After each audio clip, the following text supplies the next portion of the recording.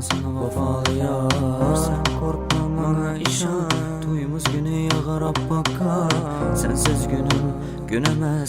Kapkara tünlerim utunemez. Bolğanman sana sermez. Senden başkası gerekemez. Sen yine sen. Ben ötünükün hayalındasan. Yine sen. Seni dep geceler yine uykusuzman. Yine sen.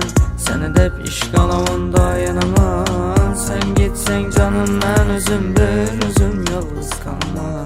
Sen gitsen canım tünüm yarık bol miydi? Osmandaki kuşlar seyre miydi gül miydi? İkimiz vedeleşken vede bol miydi? Ayrılışımız tükelle hezzeti boynuydu. Yüreğim pinaldı sensizlikte hayrana. Sensiz kalbim bolup kalar yine veyrana. Hayatımda bulma sıkım hayalınam geltirme bunun hayallarını gülüm koysana. İkimiz yüreğimiz iki akıştım bolup yedinci asmalarda həzzetib oynab gülüb. Mən bilən bolsun oldu hayat mən üçün cənnət. Hayatımı sensiz kaldırma hayat bolar zülmət. Gel gülüm gel yanıma karaşları güzelim.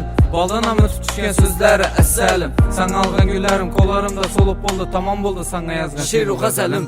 Gitme gülüm her yana. Men işkinde pervana.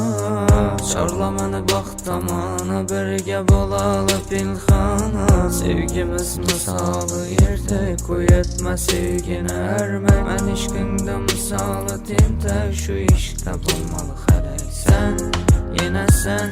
Men ötünükün hayalındasan. Yine sen. Seni dep geceler yine uykusuzman. Yine sen.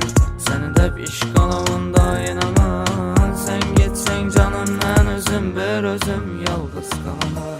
Sen yine sen. Ben ötünükün hayalımdasan. Yine sen.